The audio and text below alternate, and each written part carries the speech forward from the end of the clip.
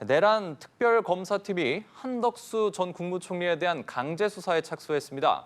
이런 가운데 윤 전 대통령이 오늘 열린 내란 우두머리 혐의 공판에 또 불출석했습니다. 그 배경은 무엇인지 짚어보도록 하겠습니다. 한편 검찰이 61년 전 성폭행범의 혀를 깨물어 유죄 판결을 받았던 최말자 씨에게 재심 공판에서 무죄를 구형했습니다. 관련 소식들 임주혜 변호사와 함께 얘기 나눠보겠습니다. 어서 오세요. 어서 오십시오. 네, 안녕하세요. 예. 내란 특검팀이 한덕수 전 국무총리 자택 등 세 곳에 대한 압수수색에 나섰습니다. 국무총리 공간까지 포함이 된 것으로 알려졌는데요. 특검팀이 한 전 총리를 불러서 조사한 지 22일 만에 다시 조사에 나선 배경 무엇이라고 보세요? 그렇습니다. 이 한덕수 전 총리 같은 경우에는 사실상 지금 탄핵 심판 과정에서나 이후 수사 과정에서 이 12.3 비상계엄 선포를 적극적으로 저지하려고 했다라고 알려졌던 인물이었습니다. 네. 하지만 특검 측에서 바라보는 그 시각은 조금 다른 것 같은데요. 한덕수 총리 같은 경우에는 비상계엄 관련 문건도 사전에 인지하고 있지 못했는데 이제 뒷주머니에 꽂아 있어서 내가 그 사전에 인지하거나 이에 대한 검토를 하지 못했다라는 진술 증언들을 해오고 있었습니다. 예. 하지만 대통령실 CCTV가 지금 공개 확인된 결과 이 비상계엄 관련된 문건을 들여다보고 이와 관련해서 이야기를 나누는 듯한 모습이 담겨 있다는 내용이 전해지고 있거든요. 이전의 진술이나 증언 내용과는 좀 상충되는 그런 물증들이 확인되고 있다는 점, 비상계엄 선포 과정에서 사후에 이 비상계엄과 관련된 문건에 대해 서명을 했다가 이후 삭제를 요청했다는 점, 이런 부분들이 지금 문제로 떠오르고 있어서 네. 특검 측에서는 이 국무회의 전 과정에 대해서 사실관계를 확인하고 이 비상계엄 선포 과정에서 한덕수 총리가 어느 정도 관여했는지를 확인하기 위한 조사에 나섰다, 이렇게 평가가 됩니다. 네, 이 압수물 분석이 끝나는 대로 한 전 총리를 재소환할 방침인데 신병 확보를 위해서 좀 구속영장을 청구할 가능성도 크다라는 관측이 나오고 있거든요. 어떻게 보세요? 가능성은 충분히 있어 보입니다. 구속영장이 발부될지 여부는 일단 논의로 하더라도요. 예. 지금 특검 측에서 보고 있는 부분, 특히 사후의 비상계엄 선포문에 관여했다는 부분이 이제 허위 공문서 작성 등에 관한 부분이 문제될 수 있고요. 그리고 이 비상계엄 선포 과정에서 특검 측이 지금 주장하는 것처럼 내란에 있어서 중요 임무를 담당했다, 이런 부분들이 확인이 된다면 신병을 확보하기 위해 구속영장을 청구할 가능성도 현재로서는 열려 있습니다. 예. 물론 구체적으로 사실관계가 보다 분명해질 필요성은 있어 보이고요. 이후 소환 조사 등에 따라서 그 내용은 달라질 수 있겠지만 이와 관련한 혐의점이 있다고 파악을 하고 특검 측이 수사력을 지금 한덕수 전 총리에게 모으고 있는 점은 분명해 보입니다. 예. 한덕수 전 총리에 관련해서 수사 상황은 저희가 들어온 대로 다시 짚어드리도록 하겠습니다. 자, 이런 가운데 윤 전 대통령이 오늘 열린 내란 우두머리 혐의 공판에 또다시 이제 불출석했습니다. 3주 연속 출석을 하지 않은 상황인데요. 이번엔 이유가 좀 뭐라고 보세요? 건강 이번에도 악화일까요? 건강 악화를 이유로 들고 있습니다. 변호인만 출석을 하고 지금 피고인 본인은 지금 내란죄 형사재판 공판에 이번에는 이제 세 번째 불출석한 상황인데요. 피고인은 원칙적으로 이 재판에 출석을 해야 합니다. 출석을 하는 것이 의무이자 본인의 방어권을 행사하는 측면에서도 이 재판이 본인 없이 진행되는 것보다 직접 출석을 해서 적극적으로 방어하기 위한 자리라는 뜻도 갖고 있기 때문에 출석을 의무화하고 있는데요. 지금 구속 이후에는 이제 모든 재판에 출석을 하고 있지 않습니다. 역시 지금 무더위가 계속되고 있고 지병이 악화되어서 장시간 이 재판정에 앉아 있는 것이 어렵다라는 이유를 들고 있는데, 건강상의 이유도 그렇고 변호인도 일부 밝히고 있는 것처럼 지금 특검 측이 무리하게 공소를 유지하려고 수사를 해오고 있기 때문에 이 부분에 응할 수 없다는 취지도 담겨 있는 것으로 보이거든요. 특검 측이 전방위적으로 수사를 해오고 이 관련자들에 대해서도 이 수사망을 좁혀오고 있기 때문에 일단 신속하게 진행되고 있는 이 특검 측의 수사로부터 좀 숨고르기를 하기 위한 어떤 전략적인 판단도 이 재판에 참여하지 않는 것에 담겨 있지 않을까 예측은 됩니다. 네, 윤 전 대통령 측이 이 특검이 검찰로부터 공소유지권을 받아서 공소를 유지하는 사례는 없었다, 이렇게 주장하면서 위헌법률심판 제청도 신청하겠다는 입장이거든요. 이거 신청하면 그 뒤로 절차는 어떻게 진행이 되는 거예요? 일단 윤석열 전 대통령 같은 경우에는 지금 내란죄에 대해서 이제 형사 재판이 이제 검찰에 의해서 진행이 되고 있었는데 네. 특검이 출범하면서 특검이 이를 이어받아서 재판을 이어가고 있다라고 네. 평가를 할 수 있는데 이 특검법에 위헌적인 부분이 다수 포함되어 있다 이렇게 보고 있는 것 같습니다.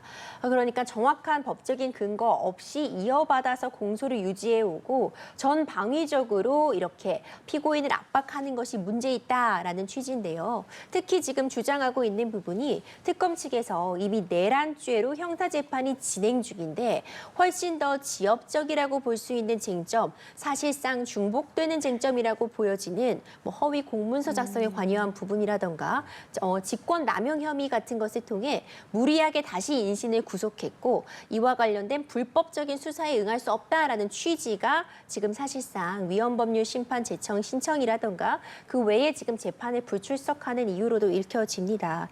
위헌법률 심판을 제청을 해도 곧바로 이제 재판이 정지되는 것이 아니라 재판부에서 이것을 위헌법률 신청을 받아들일 것인가 말 것이냐를 좀 1차적으로 판단하는 과정을 거치게 되는데 네. 현재로서는 받아들여질 가능성이 다소 낮지 않은가 이런 생각도 들고요. 지금 윤석열 전 대통령이 주장하고 있는 바에 대해서는 일단 피고인의 방어권 행사 측면에서는 충분히 할 수 있는 주장이라고 평가가 되지만 계속해서 지연 전략을 피다가는 오히려 적절한 시기에 본인이 방어권을 행사할 수 있는 기회를 놓칠 수도 있어서 장기적으로 보자면 합리적인 선택이 아닐 수도 있어 보입니다. 특검팀이 재판부에 강제구인 영장 발부를 요청을 했고요. 재판부가 교도소 측에 윤 전 대통령의 건강 상태를 확인하겠다고 밝혔습니다. 확인 결과 건강 상태가 만약에 구인에 문제가 없는 상태다라고 한다면 강제 구인 영장 발부가 좀 가능하겠습니까? 우리가 이전에 이미 구속영장이 발부가 되었는데 조사에 응하지 않을 때 강제 구인이 쉽지 않다는 이야기를 했었는데 네. 이번에도 사실 상황은 같아 보입니다. 물론 이제 재판부 측에서는 계속해서 피고인이 재판정에 나오지 않으면 강제 구인을 할 수 있는 부분은 맞습니다. 법적으로 가능한데 끝까지 피고인이 나오지 않겠다고 했을 때 정말 말 그대로 물리력을 사용해서 법정으로 끌고 나올 수 있겠는가? 이 부분은 재판부에서도 좀 부담으로 작용할 수밖에 없거든요. 이것이 전 장기화될 수는 없다고 봅니다. 이제 피고인도 계속해서 재판에 부르가면 최종적으로 판단이라는 그 결과를 받았을 땐 본인에게 훨씬 더 불리할 수밖에 그렇죠. 없어서 예. 어느 정도 시간이 지나면 재판에 응할 것은 분명하나 지금은 일단 특검 측으로부터 조금 숨고르기 전략을 취한 거다 이렇게 보여지고요. 건강상의 문제가 없다라는 판단을 서울구치소부터 받는다면 당연히 재판부는 강제 구인을 할 수 있는 것은 맞는데 이것이 실현 가능한가를 놓고 보자면 회의적인 시각도 존재합니다. 예, 윤 전 대통령이 불출석하자 결국 내란 혐의 재판은 3주 연속으로 기일회 증인신문 방식으로 진행이 됐는데 이 기일회 증인신문 방식은 어떤 절차로 진행이 되는 방식인가요? 앞서 살펴본 것처럼 형사재판에서는 피고인이 반드시 출석을 해야 되는데 네. 출석을 하지 않았고 이미 잡혀있는 공판 기일에 증인은 출석을 한 상황입니다. 그렇다면 아예 공판을 열지 않고 증인을 돌려보내기보다는 기일 외에 증인을 신문하는 방식을 선택해서 이것을 증인신문 조서로 남겨두고 이 다음번 공판 기일에 피고인이 참석해서 이것을 서증 조사하는 형태로서 진행이 가능합니다. 오늘도 이제 기일회 증거조사 방식을 채택하게 되었는데 그러니까 증인은 적어도 출석을 했다면 피고인은 출석은 하지 않았지만 일단 기일 외에 증인 신문을 진행한다 이렇게 볼 수 있습니다. 예, 알겠습니다. 이번엔 순직 해병 특검팀 소식 짚어보겠습니다. 오늘 오전 6시부터 임성근 전 해병대 1사단장에 대한 구명 로비와 관련해서 당시에 관련 내용을 정치권에 제보했던 전직 해병이죠. 이관영 씨의 자택을 압수수색을 했는데요.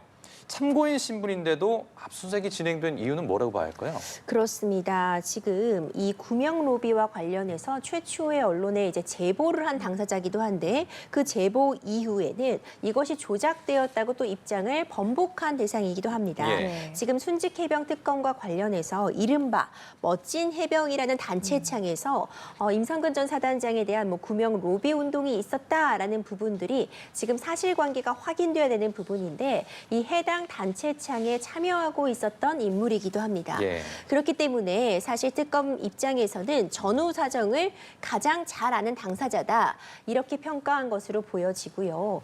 참고인 신분이기는 한데 전격적으로 압수수색이 단행되었습니다.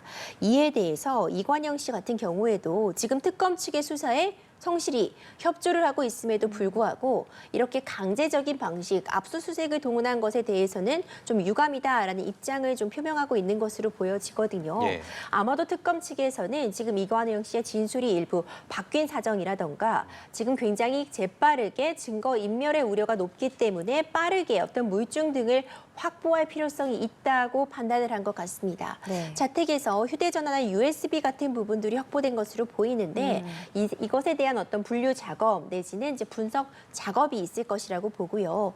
결국 그 지금 문제되고 있는 단체창에서 어떤 대화들이 전후 맥락상 오고 갔는지 그 이후에 구체적으로 어떤 외압이나 수사에 영향을 끼칠 만한 지시가 있었는지를 판단하고 있는 부분이기 때문에 이번 압수수색도 조금 더 구체적인 물증 확보를 위한 과정이었다고 봅니다. 네, 해병특검은 압수수색을 통해서 확보한 조태용 전 국정원장의 휴대전화 내역을 내란 특검이랑 공유를 했고 또 이종호 전 대표 휴대전화랑 USB는 김건희 특검과 공유했다고 밝혔습니다. 이렇게 특검 간 압수물의 결과를 공유하는 게 그 수사 속도에도 큰 영향을 미치겠죠.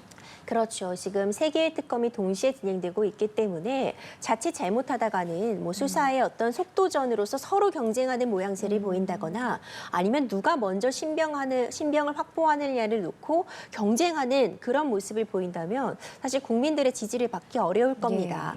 어느 정도 수사에 서로 협조하고 공조하는 모습을 보이고 있는 것으로 보이고요. 압수물 같은 부분이 이제 무분별하게 공유가 돼서는 안 되겠지만 어떤 그 법에 정해진 테두리 하에서 공유가 되거나 이와 관련된 부분들이 수사 자료로서 남겨지게 된다면 당연히 수사의 속도에 있어서는 도움이 되는 방식으로 보여지고요. 사실상 모든 혐의점들이 서로 얽혀 있다고 볼 수 있습니다. 대표적으로 이종호 전 블랙펄 인베스트먼트 대표 같은 경우에는 순직 해병 특검과 관련해서도 굉장히 핵심적인 역할을 하는 인물이고요. 그리고 이 김건희 여사 특검에서도 굉장히 핵심적인 인물로서 지금 수사선상에 올라 있기 때문에 대부분의 어떤 그 자료들이 겹치게 되고 조사에 있어서도 모두 다 이 해당 인물을 조사할 필요성이 있어서 이 세 개의 특검 간에 어느 정도 증거 조사 결과에 대한 공유라던가 이 일정 조율, 누구를 먼저 소환하고 어디에 먼저 소환할 것이냐에 대한 조율도 물밑에서 있지 않을까 예측이 됩니다. 예. 자, 이번에 김건희 특검 소식도 짚어보죠. 김 여사에 대한 통일교의 청탁 관련해서 이 배경에 교단 윗선의 지시가 있었다는 진술을 확보한 것으로 알려졌어요. 그렇습니다. 이 통일교 측과 통일교 측 전 간부 간의 입장의 차이가 있었는데 네. 어제 확인이 되는 것처럼 통일교 측에서 이제 영수증, 그러니까 고가의 다이아몬드 목걸이와 가방과 관련된 구매 영수증을 제출했다고 알려져 있습니다. 다만 통일교 측에서는 이것이 통일교 전직 간부 윤 씨의 개인 카드로 결제가 되었고 이후에 이것을 일종의 비용 처리라고 볼 수 있는 선교 물품을 구매한 것처럼 꾸며서 비급이 된 것이다라고 주장을 하면서 이것은 통일교와는 관련이 없고 전직 간부의 개인적인 일탈 행위다라고 통일교 측은 좀 선을 긋는 모습을 보여줬거든요. 하지만 이에 대해서 전직 간부 윤 씨는 이것은 통일교의 어떤 지시, 허락을 받고 진행된 일이다라는 입장으로 입장이 미묘히 달랐습니다. 이와 관련해서 그러니까 이 교들 자체, 이 통일교 자체도 이와 관련된 상황들을 알고 있었고 지시했다는 그런 진술이 추가로 확보되었다고 전해지고 있거든요. 물론 어떤 통일교 측이 의도를 가지고 물품을 구매했고 이것을 이 건진법사 전성배 씨에게 전달했다는 사정까지가 현재 어느 정도 사실로서 확인이 된 것인지 그 이후에 실제로 이것이 윤석열 전 대통령 부부에게 전달이 되었는지 내지는 청탁이 이루어졌는지는 여전히 특검 측이 입증해야 되는 부분이고요. 여전히 이 물품, 그러니까 이 다이아몬드 목걸이와 이 명품 가방의 실물은 확보가 되고 있지 않기 때문에 특검 측에서는 이런 관련자들에 대한 진술이라던가 추가적으로 압수수색을 단행해서 이 물품 자체를 찾음과 동시에 이런 청탁이 있었다는 연결고리를 찾는 데 수사력을 집중하고 있는 것으로 보입니다. 예, 알겠습니다. 3특검 수사 상황 알아봤고 이제 다음 주제로 넘어가겠습니다. 61년 전에 자신의 성폭행하려던 남성의 혀를 깨물어서 유죄 판결을 받았던 최말자 씨의 사건인데요. 어제 오전에 최 씨에 대한 재심 첫 공판이자 결심 공판이 진행됐습니다. 먼저 재심 공판이 열리게 된 배경부터 짚어볼까요? 64년도에 있었던 일입니다. 당시 만 18세였던 이번에 재심 청구인 최말자 씨는 자신을 성폭행하려고 시도하던 남성에게 저항을 하다가 이 남성의 혀를 깨물게 되었고요. 이 혀가 1.5cm 정도 절단이 되는 상황에 처해지게 된 겁니다. 네. 근데 이를 놓고 당시에는요, 정당방위가 인정되지 않고 오히려 합리적인 범위를 넘어서 이 가해자 남성에게 중상해를 입혔다는 혐의가 적용이 되어서 네. 이 최말자 씨가 징역형의 집행유예형을 받게 된 겁니다. 예. 이와 관련해서 굉장히 오랜 시간이 흘렀지만 사실 법조계 내부적으로도요, 해당 사건이 굉장히 유명한 리딩 케이스로서 예. 대한민국에서 정당방위를 인정받는 것이 얼마나 어려운가를 보여주는 대표적인 사례로 꼽혀왔었거든요. 이 최말자 씨가 이에 대한 재심 청구가 있었고 사실 재심 청구도 쉽진 않았습니다. 부산지법과 고법에서는 이 수사 당시 재판 진행 당시에 검찰에 어떤 무리한 수사가 있었다는 증거가 없다는 이유로 받아들여지지 않다가 대법원에서 마침내 재심이 받아들여졌고 예. 이번에 검찰이 이전의 잘못을 인정을 하면서 무죄를 구형함으로써 사실상 이제 9월에 있을 선고에서도 무죄가 확정될 가능성이 매우 높은 상황에 놓여졌습니다. 예, 그렇군요. 알겠습니다. 말씀하신 것처럼 이제 검찰이 무죄를 이제 구형을 했고요. 고개를 숙여 사죄까지 했고 조금 전에 이제 최종 무죄까지 선고될 가능성이 좀 크다고 하는데 앞으로 좀 전망을 좀 어떻게 보세요, 그러면? 어제 이 최말자 청구인의 이제 변호인단도 굉장히 중요한 얘기를 했는데 이 부분이 저도 기억에 남습니다. 이전에도 무죄였던 사안이고 지금도 무죄인 사안이다라는 말을 남겼고요. 최말자 청구인 같은 경우에는 내가 드디어 무죄다라면서 활짝 웃는 모습을 보이기도 했거든요. 예. 그러니까 정당방위라는 것이 그 당시에 위급한 행위를 피하기 위한 행위이고 상당한 수준 내로서만 물리력을 행사해야 된다는 기준이 국내에 있었기 때문에 인정이 쉽지 않았습니다. 이에 대해서 이런 이전에 문제가 되는 부분들에 대해서 검찰이 인정을 하고 사과를 하고 이를 정정하려는 시도로서 굉장히 의미가 있는 재심 판결이 된다 이렇게 생각이 되고요. 최종적인 선고는 남아있지만 검찰 측에서 무죄를 구형한 만큼 최종적으로 재심 결과 무죄를 받아낼 가능성이 현재로서 매우 높아 보입니다. 예, 알겠습니다. 오늘 사건 현장 임주혜 변호사와 함께했습니다. 말씀 잘 들었습니다.